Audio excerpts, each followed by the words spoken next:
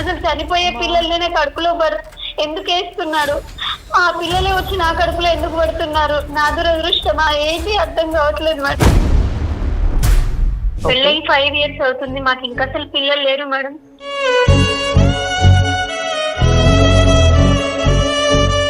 నాకు 6 సార్లు అబార్షన్ అయింది మేడం. 6 సార్లా? ఫస్ట్ టైం 4th week లోనే నేను కన్సీవ్ అయ్యాను మేడం. కానీ 4th month లో నార్మల్ బ్లీడింగ్ మిస్క్యారేజ్ అయింది మేడం. బేబీ హార్ట్ బీట్ తో వచ్చిందా లేకపోతే చనిపోయి వచ్చిందా? చనిపోయి వచ్చింది మేడం. కానీ అందరు ఏం చెప్పారంటే ఇది కామన్ ప్రాబ్లమే, ఏం కాదు. డాక్టర్స్ ఒక మిస్క్యారేజ్ అవ్వడం ఓకే అని చెప్పడం మానేయాలి first. It is not okay, it is not okay. Every egg is important, every sperm is important, every pregnancy is important, every human emotion is important. Positive వచ్చిందంటే భయం వేస్తుంది మేడం. ఈ అమ్మాయి సమస్య ప్రెగ్నెంట్ అవ్వడం కాదు. సెకండ్ మ్యారేజ్ చేసుకొని ఆవిడకి కూడా ఇలాగే పరిస్థితి అవుతూ ఉంటే, థర్డ్ మ్యారేజ్ చేసుకొని థర్డ్ మ్యారేజ్ అవ్వ కూడా ఇవే పరిస్థితి అవుతూ ఉంటే 35 years 37 years అంటే వాళ్ళకి సేఫ్ ప్రెగ్నెన్సీ వచ్చి కన్సీవ్ అయ్యే అవకాశాలు ఇంకా ఎంతవరకు ఉంటుంది? ఇంకా ఛాన్సెస్ ఉంటాయా? అందరికీ నమస్కారం, welcome to Suman TV my health story.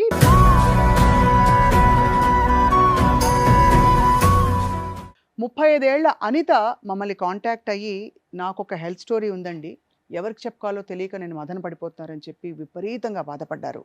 అయితే తను కెమెరా ముందుకు రావడానికి ఇష్టపడట్లేదు కాబట్టి ఇవాళ ఫోన్ ద్వారా తన సమస్యను తెలుసుకోబోతున్నాం.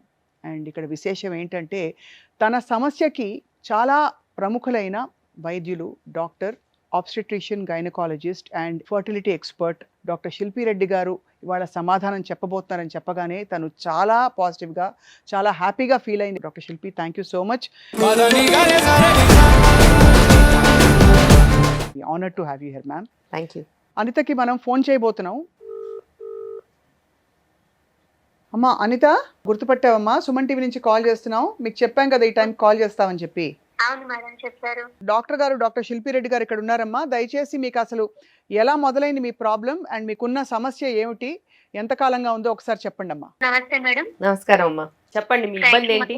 మేడం, అసలు నాకు పెళ్ళయ్యాక హ్యాపీ లైఫ్ ఉండాలని నేను అనుకున్నాను, కానీ లైఫ్ లో హ్యాపీ అనేది లేకుండా పోయింది మేడం. ఏ ఆడపిల్లకైనా మాతృత్వం అనేది ఒక వరం. అసలు నేను అమ్మని అవుతానా? ఎన్నో రీజన్స్, ఎన్నో ప్రాబ్లమ్స్ ఫేస్ చేసి ఈ మాటని మిమ్మల్ని అడుగుతున్నాను మేడం.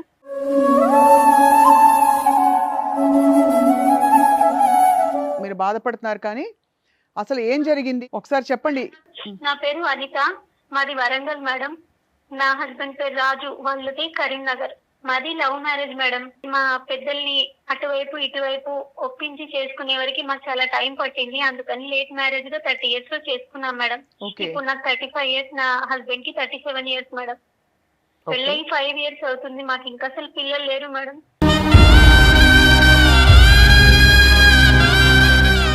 ఆరు సార్లు అబార్షన్ అయింది మేడం. 6 సార్లా? అవును మేడం, మిస్క్యారేజ్ అయిపోయింది 6 times. First time 4th week లోనే నేను కన్సీవ్ అయ్యాను మేడం. పాజిటివ్ వచ్చింది కాబట్టి ఇటువైపు అటువైపు అందరం హ్యాపీగా ఉన్నాము. కానీ 4th month లో నార్మల్ బ్లీడింగ్ మిస్క్యారేజ్ అయింది మేడం. కానీ అందరు ఏం చెప్పారంటే ఇది కామన్ ప్రాబ్లమే, ఏం కాదు, నెక్స్ట్ మళ్ళీ కన్సీవ్ అవుతావు, టెన్షన్ పడకు అని అందరూ చెప్తే సరే అని నేను నెక్స్ట్ దానికోసం చాలా ఎక్సైటింగ్ గా వెయిట్ చేశాను మేడం. తర్వాత సెకండ్ టైం 6th month లో అట్లా కన్ఫర్మ్ అయింది మేడం. కాకపోతే నాకు చాలా భయం వేసింది ఫస్ట్ టైం అలా అయ్యింది కాబట్టి. ఇప్పుడైనా చాలా కేరింగ్ గా ఉందామని, అంతకుముందు నేను జాబ్ చేసేదాన్ని మేడం, స్కూల్లో టీచర్ గా జాబ్ చేసేదాన్ని. ఇప్పుడు కేరింగ్ గా ఉందామని చెప్పేసి నేను జాబ్ కూడా మానేశాను. రెండోసారి మళ్ళీ ఎంత కాలానికి వచ్చింది ప్రెగ్నెన్సీ? 6 months కి మేడం. ఓకే మా. ఫస్ట్ టైం అలా అయ్యిందని చెప్పేసి చాలా కేరింగ్ గా ఉండి జాబ్ కూడా మానేశాను మేడం. ఇప్పుడు కూడా మళ్ళీ మిస్క్యారేజ్ అయింది, హార్ట్ బీట్ పాపకి తక్కువగా ఉంది, రిమూవ్ చేయాలి అని చెప్పేసి డాక్టర్ గారు చెప్పారు మేడం. థర్డ్ టైం ఇంకా చాలా అంటే చాలా కేరింగ్ గా ఉన్నాం మేడం. పాజిటివ్ వచ్చింది అంటే అసలు అందరూ, ఏ ఆడపిల్లకైనా పెళ్ళైన తర్వాత పాజిటివ్ వచ్చింది అని అంటే అందరూ హ్యాపీగా ఫీల్ అవుతారు. కానీ 2 సార్లు ఇలా జరగడం వల్ల ఈ 3వ సారి నాకు చాలా బాధ అనిపించి భయం వేసింది మేడం. పాజిటివ్ వస్తే ఎవరైనా సంతోషంగా ఉంటారు కదా, నాకు ఈ 2 ఇన్సిడెంట్లు జరగడం వల్ల 5th మంత్ వరకు బాగానే ఉంది మేడం. 5th మంత్ లో మళ్ళీ బ్లీడింగ్ అయ్యి పాప వెయిట్ ఎక్కువగా ఉంది అని చెప్పేసి నా వాళ్ళకి పాపని వెయిట్ చేయలేకపోతున్నాయని చెప్పేసి ఆ రీజన్ తోని మిస్క్యారేజ్ అయింది మేడం. అయ్యో. అంటే ఒక్కొక్క రీజన్ మేడం. అంటే తెలిసిన వాళ్ళు కానీ అందరూ ఎట్లా మాట్లాడిందంటే అప్పటి వరకు ఆగలేకపోయారా, పిల్లలు పుట్టే వరకు ఆగలేకపోయారా మీరు, అంత లేకుండా ఉందా మీకు అని చెప్పేసి ఇష్టం వచ్చిన మాటలు మాట్లాడారు మేడం. ఒక తల్లిలాగే చెప్పుకుంటున్నాను, మా అమ్మకు కూడా చెప్పలేదు మేడం. నేను 4వసారి ఎప్పుడు కన్సీవ్ అయ్యారు? ఎన్ని వారాల లోపు మీకు మిస్క్యారేజ్ అయిపోయింది అట్లా, అంటే అబార్షన్ అయిపోయింది? 7th మంత్ వరకు బానే ఉంది. 7th మంత్ లో ఈ 4th టైం 7th మంత్ లో ఉమ్ము నీరు తక్కువ ఉందని చెప్పేసి అప్పుడు అబార్షన్ అయింది మేడం. ఉమ్ము నీరు తక్కువ ఉందని చెప్పేసి. బేబీ వెయిట్ 1 kg అన్న ఉందా? ఉంది మేడం. ఆ డెలివరీ ఎక్కడైందమ్మా? ఆ డెలివరీ ఇక్కడే జరిగింది మేడం, వరంగల్లో. అవును మేడం. బేబీ హార్ట్ బీట్ తో వచ్చిందా లేకపోతే చనిపోయి వచ్చిందా? చనిపోయి వచ్చింది మేడం. ఏమిటి నీ పాపం, ఏమిటి నీ నేరం? దాని తర్వాత ప్రెగ్నెన్సీ ఏమైందమ్మా? ఇంకా అసలు నాకు ఈ పాజిటివ్ వచ్చిందంటే భయం వేస్తుంది మేడం. పాజిటివ్ వచ్చిందంటే భయం అవుతుంది నాకు. అసలు స్ట్రెస్ తోని సూసైడ్ చేసుకోవాలనిపించింది. లంగ్స్ డెవలప్మెంట్ లేదు, కార్టిజాల్ లెవెల్స్ పెరిగాయని చెప్పేసి 3 months లోనే మిస్క్యారేజ్ అయిపోయింది మేడం. 6th టైం ఏమైందమ్మా? ఈ బేబీ బాడీలో ఆర్గన్స్ డెవలప్మెంట్ లేదని చెప్పేసి తీసేశారు మేడం. బాబోయ్, అసలు నాకు ఏదైనా సొల్యూషన్ చూపియండి మేడం, ప్లీజ్ మేడం. మా అత్తగారు మా హస్బెండ్ కి వేరే పెళ్లి చేస్తాను అని చెప్పేసి వాళ్ళు ఆయన ఇబ్బంది పెడుతున్నారు. నా భర్త నన్ను చాలా ఇష్టపడ్డాడు కాబట్టి వేరే పెళ్లి చేసుకోవడానికి ఆయన ఒప్పుకోవట్లేదు. మా ఇంట్లోనే మేము ఒకరికొకరం వేరేగా అన్నట్టుగా ఉంటున్నాం మేడం. మీరు చాలా ఎమోషనల్గా ఉన్నారు. మీకు ఒక్క విషయం చెప్పాలి తల్లి, ఇప్పుడు నిజంగానే మీకు అయినది చాలా ఘోరం. అంటే ఇన్ని వరుస పెట్టి ఒక దెబ్బ మీద దెబ్బ పడ్డట్టే ఉంటుంది ఎవరికైనా సరే. అనిత, ఇప్పుడు ఏ చెడు జరిగినా కూడా అందులో ఒక మంచి అనేది మనం వెతుక్కోవాలి. చాలామంది అసలు ప్రెగ్నెంటే అవ్వట్లేదు. సో ఆ విషయంలో నీకు ప్రెగ్నెన్సీ వస్తుంది కాబట్టి యూట్రస్, ట్యూబ్స్, ఎగ్, స్పర్మ్ ఇవన్నీ ఒక లెవెల్ వరకైనా మంచిగా ఉన్నాయని మనకు తెలుస్తోంది. అయితే నువ్వు ఒక విషయం ఆలోచించాలి. దీన్ని రికరెంట్ ప్రెగ్నెన్సీ లాస్ అంటారు. ఈ రికరెంట్ ప్రెగ్నెన్సీ లాస్లో మేము మొట్టమొదట మొదలుపెట్టేది మేల్ ఫ్యాక్టర్ ఇవాల్యుయేషన్. అంటే హస్బెండ్కి కొన్ని రకాల టెస్ట్లు ఉంటాయి. అంటే అనాలిసిస్ అనే టెస్ట్ కాదు. అనాలిసిస్ అంతో ఇంతో బాగుంటేనేగా ప్రెగ్నెన్సీస్ వస్తాయి. అనాలిసిస్ కాకుండా మనము ప్రత్యేకంగా చేసేది DFI, semen culture, scrotal Doppler, varicocele ఉందా అని చెక్ చేయడానికి. ఈ 3 ప్రప్రథమంగా పనికొచ్చేది మిస్క్యారేజ్ కాకుండా ఉండడానికి. ఎందుకంటే డిఎఫ్ఐ హై ఉన్నా మిస్క్యారేజ్ అవ్వచ్చు, రికరెంట్ సిమెన్ ఇన్ఫెక్షన్స్, ప్రాస్టటైటిస్ ఉన్నా, బ్యాడ్ స్పర్మ్ క్వాలిటీతో మిస్క్యారేజ్ అవ్వచ్చు, రిజెక్షన్స్ అవ్వచ్చు, హై బీపీస్ రావచ్చు, వారికోసిల్ ఉంటే అబ్నార్మల్ బేబీస్ రావచ్చు, ఈ లంగ్ డెవలప్మెంట్ కాకపోవడము, ఈ బ్రెయిన్ డెవలప్మెంట్ కాకపోవడము, ఒక 7 monthsకి సడన్గా బ్లీడింగ్ అయిపోయి బేబీ బయటికి వచ్చేయడము, ఇవన్నీ కూడా మేల్ ఫ్యాక్టర్ రిలేటెడ్ ఉండొచ్చు. అంటే కణాల, వీర్య కణాల ప్రాబ్లం వల్ల కూడా ఉండొచ్చు. అయితే దానికి సపరేట్గా స్పెషలిస్ట్ ఉంటారు. రైట్. సో ఒక్కొక్కటి నేను చెప్తాను, మనం అది ఖచ్చితంగా చూసుకోవాలి. సో దానికి వీర్య కణాల స్పెషలిస్ట్ ఉంటారు, ఆండ్రాలజిస్ట్ అంటారు. ఆండ్రాలజిస్ట్ దగ్గరికి వెళ్ళి నేను చెప్పిన టెస్టులు చేయించుకుంటే అందులో హెచ్చుతగ్గులు ఉంటే దాన్ని సెట్ చేసుకోవాలి. సెట్ చేసుకున్న తర్వాత నువ్వు ప్రెగ్నెంట్ అయితే నీకు ఎటువంటి సమస్యలు రావు. రెండోది, సర్వైకల్ ఇన్కాంపిటెన్స్ ఉండొచ్చు. అంటే గర్భసించి దారి ఏదైతే టైట్గా క్లోజ్డ్గా ఒక 30 mm 35 mm ఉండాలో అది 25 కంటే తక్కువ అయిపోతే షార్ట్ అయిపోయి ఓపెన్ అయిపోద్ది. ఎప్పుడు ఓపెన్ అయిపోద్దో తెలియదు.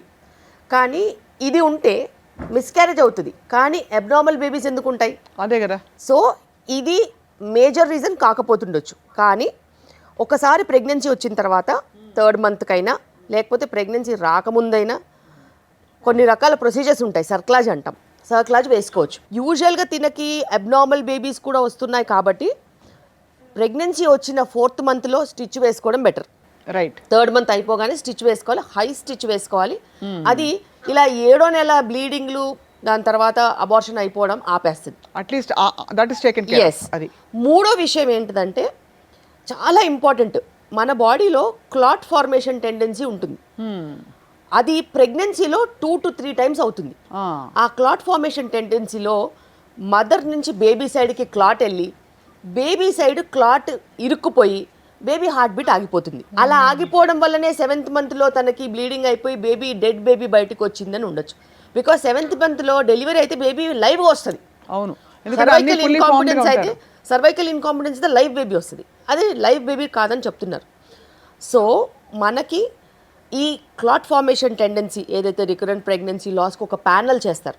Antiphospholipid antibody, anticardiolipin antibody, lupus, protein C, protein S, ఇలా ఓ ప్యానల్ ఉంటుంది. అది చేసుకొని కూడా అది ట్రీటబుల్. యాంటీకోయాగులెంట్స్ ఇస్తే బ్లడ్ సప్లై మెయింటైన్ అవుతుంది. అంటే ఇవన్నీ టెస్టులు చేసి ఉండాల్సిందే డాక్టర్ గారు. ఖచ్చితంగా ఇది చేస్తే మనకి పరిష్కారం ఉంటుంది. ఈ అమ్మాయి సమస్య ప్రెగ్నెంట్ అవ్వడం కాదు. సో ఫండమెంటల్గా అసలు అన్నీ బాగానే ఉన్నట్టు కనిపిస్తున్నాయి. సో ఇలా డెప్త్కి వెళ్ళి చూడాలి. ఇంకొకటి, చాలాసార్లు ప్రాబ్లమ్స్ ఉంటే జన్యుపరమైన టెస్టులు చేస్తారు. క్యారియో టైపింగ్ అని చేస్తారు. 46XX 46XY, దాంతో మర్చిపోతారు. కానీ అది కాదు, దానికి స్పెసిఫిక్ టెస్టులు ఉంటాయి.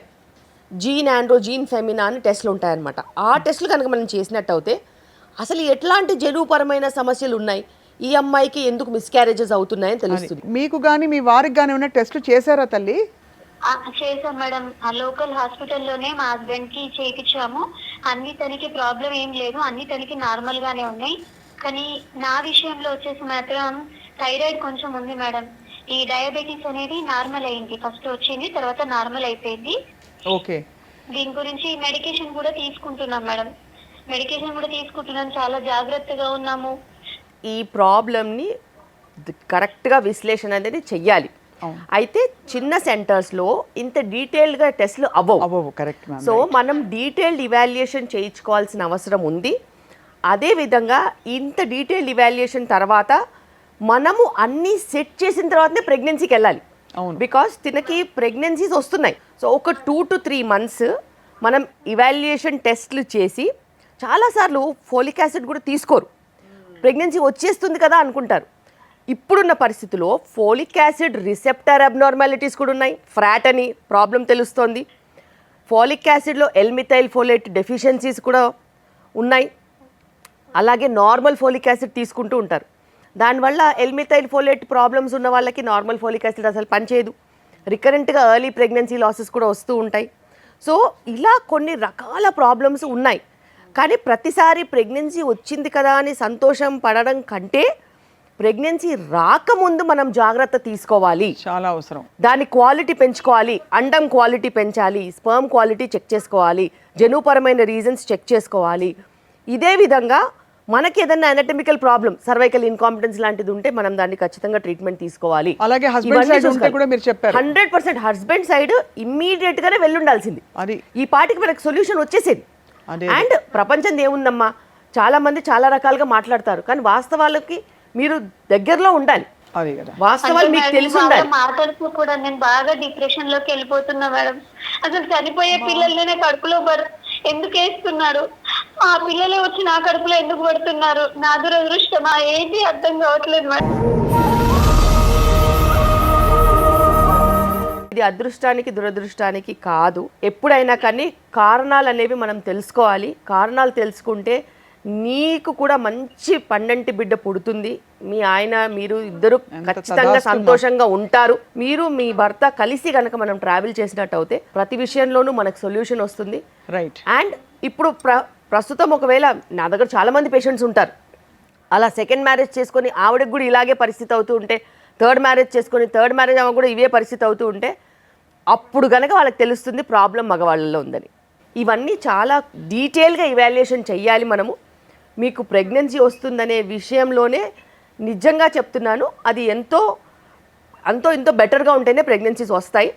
ఈ రికరెంట్ ప్రెగ్నెన్సీ లాస్ అనే ప్రాబ్లమ్ని మనం ఇవాల్యుయేట్ చేసుకుంటే ఖచ్చితంగా సొల్యూషన్స్ వస్తాయి. 6 సార్లు ఇలా అయ్యే వరకు ఆగారు. ఇవాళైనా మీరు అంటే కాల్ చేసి సాహసించి మీరు మీ స్టోరీ, మీ విషయాన్ని చెప్పుకోవడం చాలా మంచి పని అయిందమ్మా. ఎందుకంటే డాక్టర్ గారు మీకు ఇప్పుడు 35 ఏళ్ళు. సో డాక్టర్ శిల్పి అనిత ముందే అడుగుతున్నాను, 35 years 37 years అంటే వాళ్ళకి సేఫ్ ప్రెగ్నెన్సీ వచ్చి కన్సీవ్ అయ్యే అవకాశాలు ఇంకా ఎంతవరకు ఉంటుంది, ఇంకా ఛాన్సెస్ ఉంటాయా? ఖచ్చితంగా ఉంటాయి.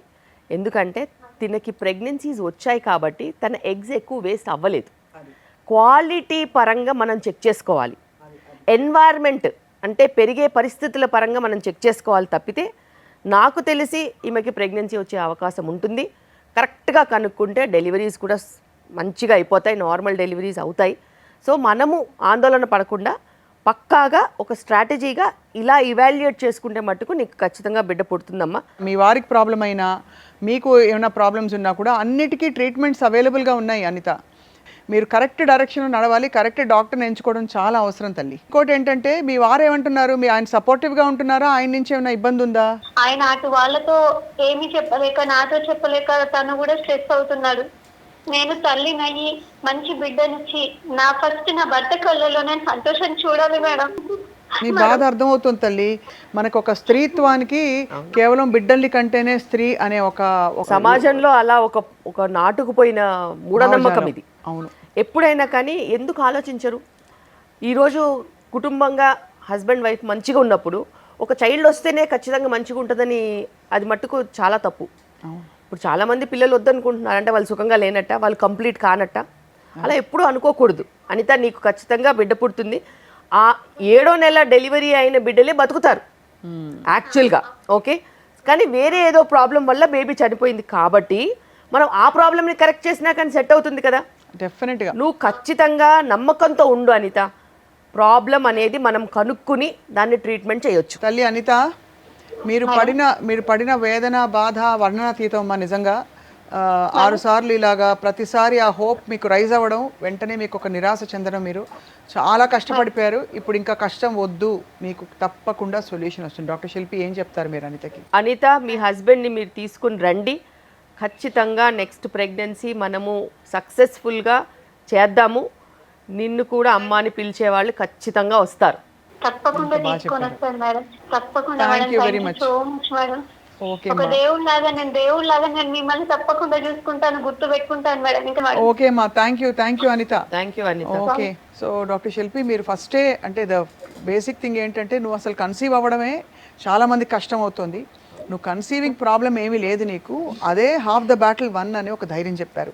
ఇప్పుడు సగటున ఓపీడీలో ఒకవేళ 80 to 100 పేషెంట్స్ కనుక నేను చూసినట్టు అయితే అందులో కనీసం 10 to 15 పేషెంట్స్ పర్ డే నేను రికరెంట్ ప్రెగ్నెన్సీ లాసే చూస్తాను.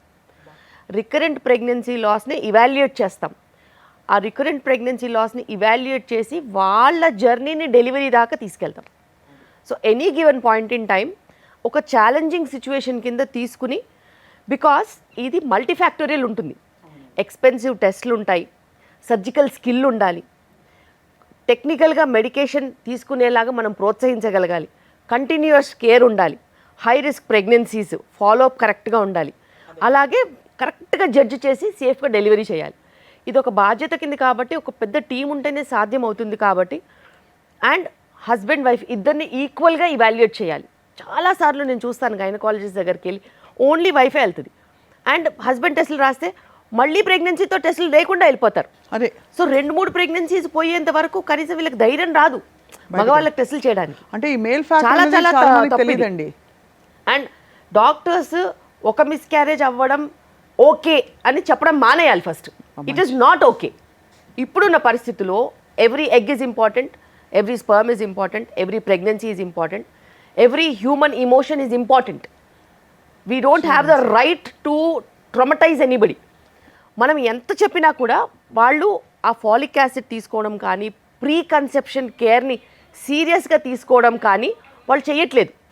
సో ప్రీ కన్సెప్షన్ కేర్ కనుక సీరియస్గా తీసుకున్నట్టు అయితే అసలు ఇట్లాంటి పరిస్థితి రాదు. మీరు చాలా ఎంత సుస్పష్టంగా ఓనప్ చేసుకుని ఈ విషయం చెప్పారు డాక్టర్ శిల్పి. దట్ నార్మలైజ్ చేయకూడదు మిస్క్యారేజెస్. అవుతుంటుందిలే, ఫస్ట్ది పర్వాలేదులే అని చాలా మనం విన్నాం ఇదివరకు. ఇప్పుడు అందులో ఇవాళ రోజుల్లో మనకి అద్భుతమైన టెక్నాలజీ ఉంది to do a lot of preventive medicine. ఇంకెప్పుడు పనిచేస్తుందండి? ప్రివెంటివ్ మెడిసిన్కి చాలా ఇంపార్టెన్స్ ఉంది. అది హెల్త్ అనేది not only for other domains, pre pregnancy కూడా హెల్త్ అనేది చాలా ఇంపార్టెంట్. ఇవాళ చాలామందికి ధైర్యం చెప్పారు డాక్టర్ శిల్పిరెడ్డి గారు. అండ్ మళ్ళీ చెప్తున్నాం, సుమన్ టీవీ తరఫున మీలాంటి క్రెడిబుల్ నాలెడ్జ్ ఉన్న, ఎక్స్పర్టీస్ ఉన్న డాక్టర్లు రావడం మా అందరికీ అదృష్టం. సుమన్ టీవీ వ్యూవర్స్కి కూడా they are all very blessed to have your presence here. తప్పకుండా మీ సలహాల ద్వారా అనిత సమస్య, అనిత లాంటి సమస్యలు అంటే ఫర్టిలిటీ, కన్సెప్షన్తో బాధపడుతున్న ఇష్యూస్తో ఉన్న వాళ్ళందరూ కూడా డాక్టర్ శిల్పి రెడ్డిని కాంటాక్ట్ అవ్వచ్చు వారి క్లినిక్లో. అండ్ తప్పకుండా మీ సమస్యలు తీరుతాయి. మీ హెల్త్ స్టోరీ మాకు చాలా ఇంపార్టెంట్. సో దయచేసి ఉన్నవాళ్ళు షేర్ చేసుకోండి, కరెక్ట్ అడ్వైస్ తీసుకోండి. డాక్టర్ శిల్పి Reddy, thank you so much అండి. నమస్తే.